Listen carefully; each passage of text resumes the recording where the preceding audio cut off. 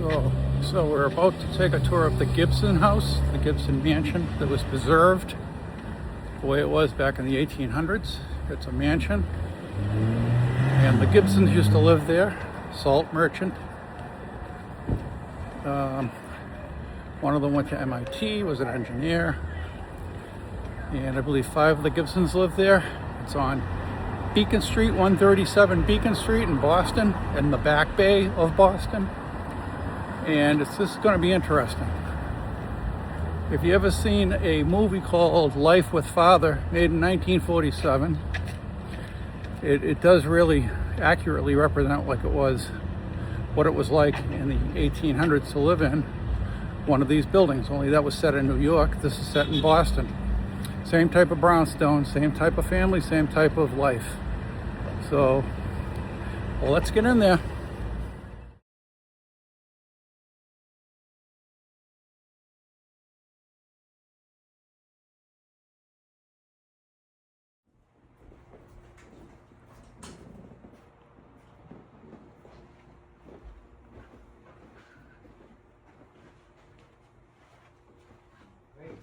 And so the idea of having a dining room in your house was pretty new during this time period. A lot of families were eating in like their parlor or even hallways, because hallways used to be like a bit more room-like. And so this was kind of another way to show off their class. They had enough money to have like a designated eating room in their home. And so typical meals here would have consisted of about 2 to 3 courses, like more of a dinner party, could have been like 5 to 7. And this dinner spread we have here is original to the family. We have this China set right here that was imported from China, and it was a gift from the Russell family who were cousins. And we have like a little butter pot. There's a little smaller plate right there. We also have several kind of drinkwares in here. So we have a gold-rimmed glass right here that was in for drinking water. And then this we highlight, or I like to highlight the little green glasses as well, because those are German wine glasses, and they were actually purchased in the Rhine region of Germany in 1868 by a member. For what kind of alcohol? It would have been like German wines. Oh. I think like white wines were very popular, and German wines were popular. What is the initial here? I thought it should be G, but it's not. It's an R for Rosamond, and she was the kind of woman of the house for, I think honestly, probably the longest. So these would have been hers. She also actually purchased those green wine glasses. But meals here also would have consisted of about they would have been eating meat pies, asparagus, roasts, tomatoes, sweets. The Gibsons did love a lot of sweets. There's also a few features in this room that were designed Butler's pantry. staff who would have been living and working in this house. So we do have these curtains over here. They were designed to obscure the back alley. It's hard to imagine maybe now, but it was a very bustling place once. That was the servant world. The servants would go in and out of the homes over there. You would get grocery deliveries, coals. I mean, it's safe to say that the majority of everything would be. This wallpaper is incredible. But yeah, other than the cafe. Yes, so we do have a bit more living spaces. We'll see on the second floor.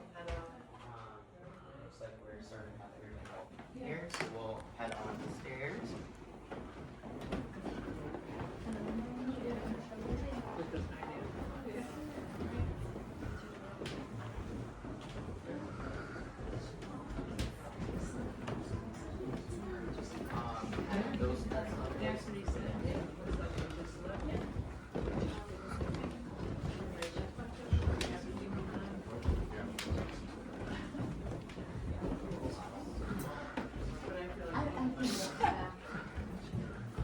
Wow.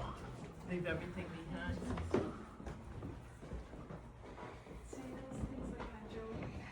Yeah, the popular event. Yeah. The bus. Yeah. Yes.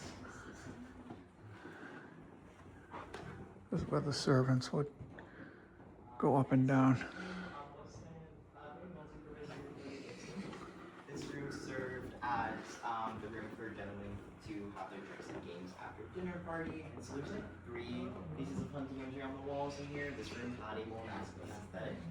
And so this was also the room where the son Charles, who would do his business ledgers and run the family accounts at the desk over there, and he worked as a pawnbroker. And then this also, if you guys look all the way across here, you can also see this is her son Charles. This was commissioned, they were all commissioned at the same time, so mid 1870s. And then his wife Rosamond is right there. And then over there we have Mary Ethel and Charlie Jr. And then we do have Charlie Jr. over here when he was an adult.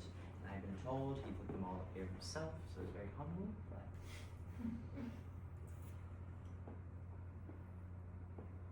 unfortunately, little Rosamond was not born yet when the charcoal sketches were commissioned, so she is not pictured.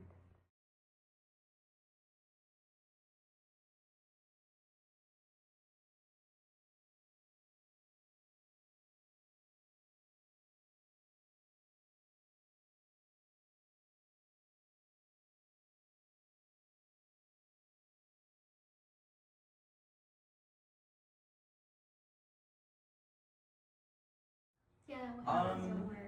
I honestly am not 100% sure how they would push the hot air up there. There could have been like a piece missing from down there. I know there's like a little vent in the floor. Okay.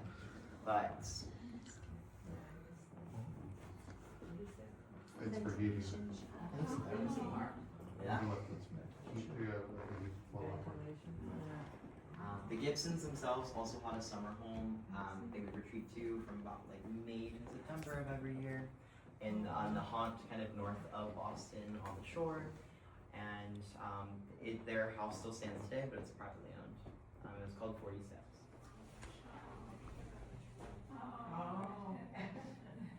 So this room was the music room, or also the rooms like this are commonly referred to as a drawing room. So this was the primary entertainment space in the Gibson house. They would come in here to dance, to listen to music. So all of the Gibson grandchildren were taught how to play the piano. And then Charlie also played the violin, and his very unstrung violin is on the other side of the sheet music over here. He also composed a few pieces, and we have one of his pieces on the piano right now.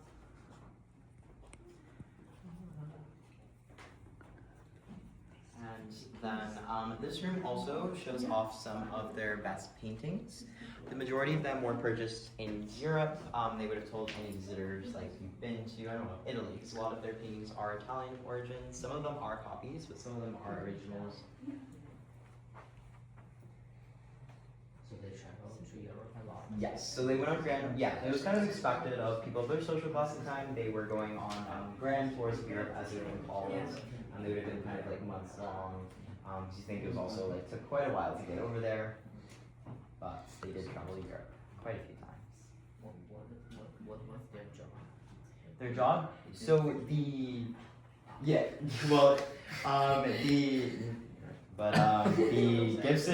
Gibson family, they originally, so Catherine, the woman who purchased this house, her husband worked in sugar. So he was a sugar merchant. He was selling sugar that was produced on plantations in Cuba. And then their son, Charles, was a cotton broker. And so they were kind of like merchants, businessmen. Okay.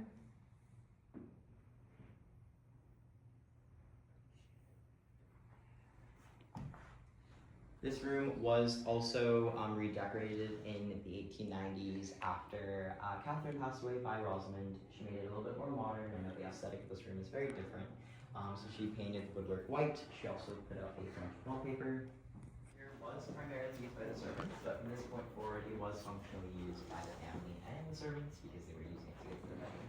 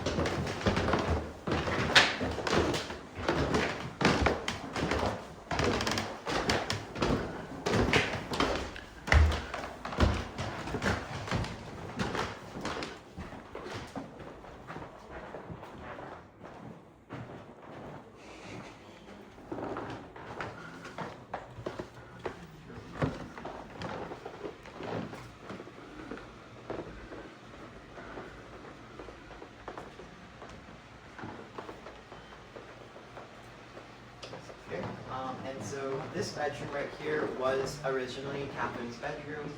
She actually got moved to the 4th floor when her son got married, and this room was redecorated for Rosamond. And so a notable feature of her bedroom is she does have a 13-piece maple designed to look like bamboo bedroom setting here, all spread throughout the room. And we have a lot of clothing remaining from Rosamond. We have this nightdress is hers. There's some clothing in the closet. This dress we have the dress form, to my knowledge, was not from Rosamond, but it is an example of a late 1870s dress. A good example, they didn't just wear black all the time. There's some really lovely floral embroidery here.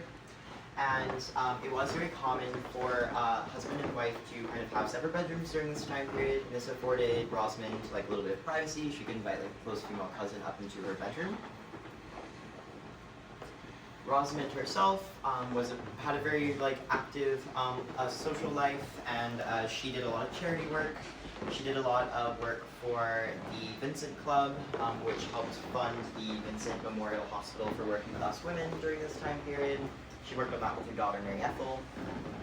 She came from a very medical family. Her father and her grandfather were both surgeons at Mass General Hospital.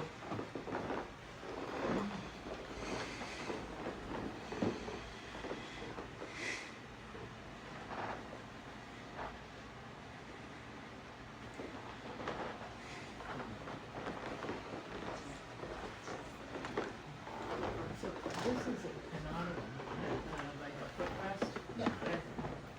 It's so small. This, I have a lot of little work that's the music room is very yellow.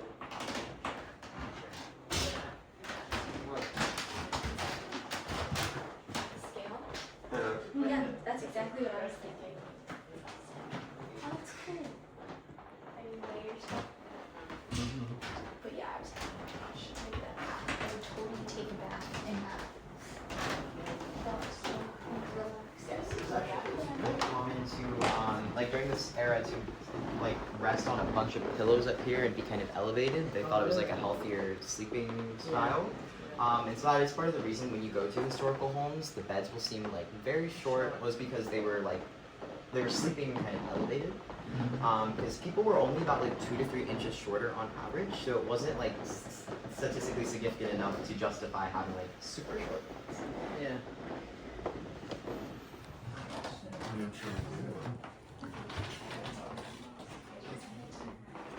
We'll just see if it's on the plans for anything. 1952.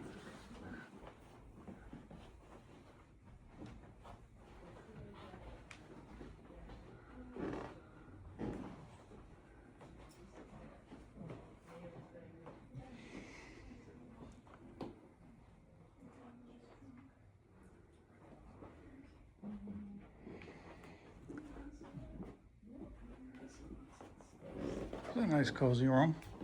Yes. Fire going. Yes, and so this room in here would have originally been the husband's bedroom. This was originally Charles's bedroom, but during Rosamond's last year of life, her son Charlie came back to the house to help take care of her, and he actually converted this room into his own private study because his father had been gone since about 1916 is when he passed away. And we do know that Charlie was the last resident of the house. He was the founder of our museum, as I was mentioning earlier. And he left his mother's room pretty intact from how she left it, but he did convert this one over into a study, and we do know that he did have a pretty fraught relationship with his father. This is due to many factors. One, Charlie didn't go to MIT and go into business like his father had wanted him to, and he became a writer instead. So we have one of his original manuscripts right here from a novel he wrote called Two Gentlemen in Terrain. And we also have a bound copy of some of his poems right there. He would also send his poetry to Windsor Castle and the White House. They would send him back thank you notes, kind of like fan mail. But it was a big Anglophile in particular. But we also do know that Charlie was pretty openly gay during this time period, and he never married and he never had any children. So this was another point of kind of strife with his father. We like to think of this house as kind of his legacy because he spent the last 20 years of his life turning it into a museum, so he also is the one who actually offered it to historic New England back in the 30s.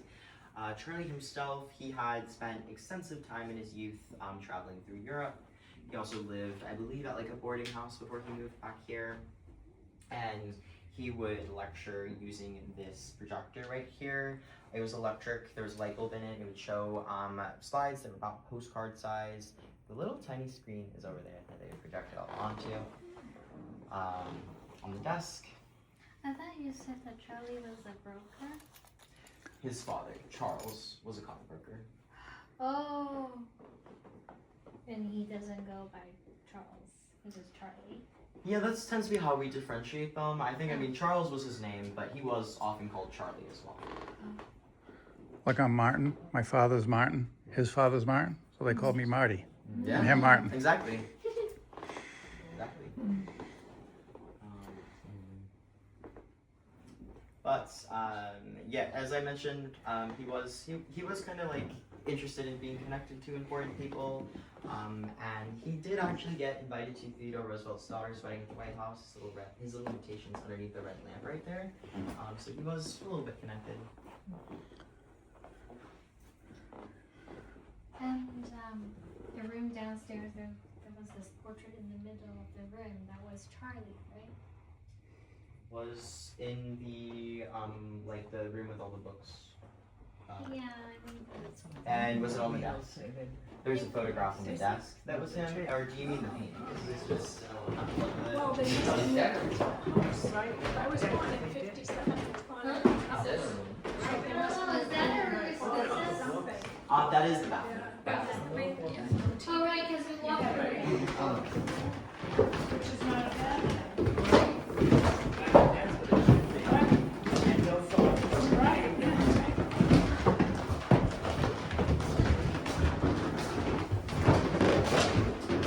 What's the name of that movie? Yeah.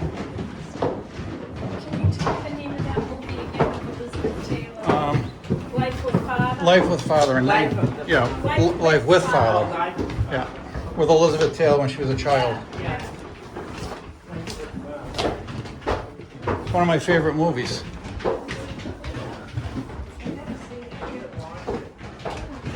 Anthony probably, mailman probably knows. The basement. Oh, yeah, that's what he said. Yeah, so this is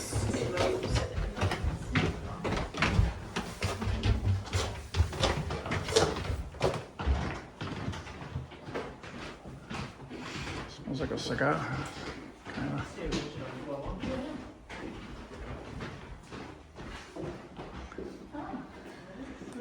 Nice basement. Yeah, okay. A lot of cabinets. Yeah. This is a nice spot. A nice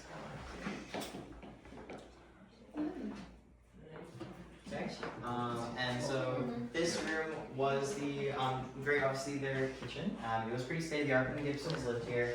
So they do have their icebox right there, and there's like a little bread box on top of it. We also have their call bell system right here. So you have all the bells. Each bell had a slightly different sound, so the servants knew which room they were being called to, that how to look. They also could have been called at any point in the day or night. So there were some bells up by their bedrooms on the 5th floor. And this was kind of the center of servant life in this house. They would eat their meals at this table. It would have been like porridge, something that'd stay hot on the stove all day long, maybe leftovers the family had eaten the night before. And then you do have a pantry over there. Has the bottom of the dumbwaiter. You guys can go in there and see some of the kitchen supplies as well. There's also like the hot water heater right next to our range over here, like our oven. It actually feed the water through the oven over here to heat it up. And then this stove is from 1884. Was put in. We also would have had a little bit more counter space in this room as well. This basement level was actually not quite as well preserved as the other floors of the house. Because Charlie himself didn't think that anybody visiting the home would want to learn about, or he didn't think it would be a story of the servants as well. That was like a story of his family.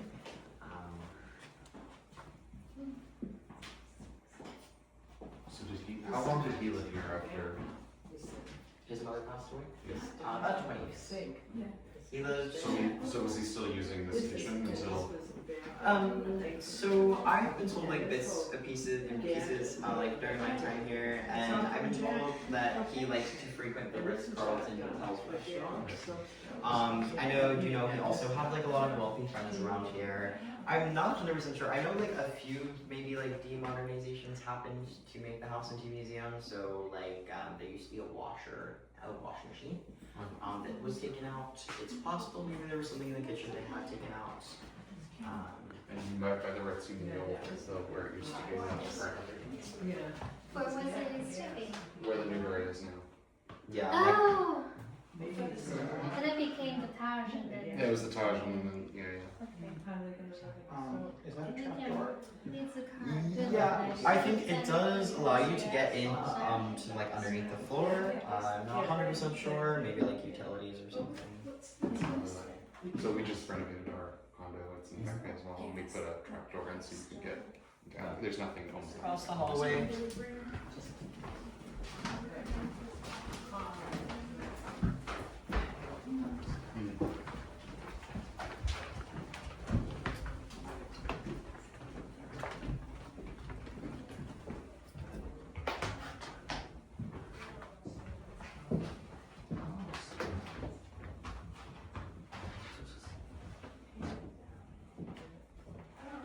Nice and cool in here. This is where it would have been in the summer, right? So all the servants would have been going with the family to their summer home, so no one would have been here. Oh. But it is pretty cool. So I've been really cold in the winter time, Oh right? God, yeah. Yes, so they do have the heating, and we do give tours in the winter, and I wouldn't say it's too cold. Oh, okay. But and this was a very state-of-the-art laundry room from when the house was built. Each of these back bay brownstones was built with kind of a laundry and a drying room right there, which most families didn't have a laundry room, let alone they also had that drying room right there, so it was really nice for them. Make sure their clothes stayed clean as they were drying. And so we have a soapstone sink over here that had 3 separate sections, so you would have like scrubbing out dirt, soaking, you could wring out your clothes right there. We also have What's that for? wringing, so getting all the water out of the clothes Oh. to help dry them. And so this one you could access some hot water, you could put coals in underneath. And then over there we have our iron carousel, so you had many different irons, many different sizes, you would always have a hot one. And this was a very labor intensive laundry process. So they did have a laundress working on staff. It would have taken a couple days to complete each load, so they would do like a couple per week. And this is actually where the washer once was, connected to this copper pipe. So does it mean that like the washer actually takes care of all these steps and then these are just old? Like, Yeah. Yeah. Okay.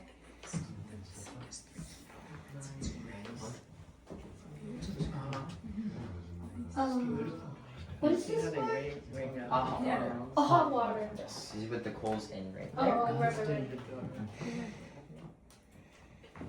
And we are getting towards the end of our tour, so if anybody has any other questions, I'd be happy to discuss further. Who are the Warrens? Warrens, so that was Rosalind's family. And so this is a family tree, although it says that they are descended from some general Danish knights. I don't know how accurate that is. But she was a descendant of General Warren, who died at the Battle of Bunker Hill. Was a Warren. So that was her original name, Rosalind Warren. Oh. Okay. They were just like another prominent Bostonian family. I see. Alright. Yes, thanks for coming. Thank you. All right, appreciate it, guys. Thank you. Thank you for coming.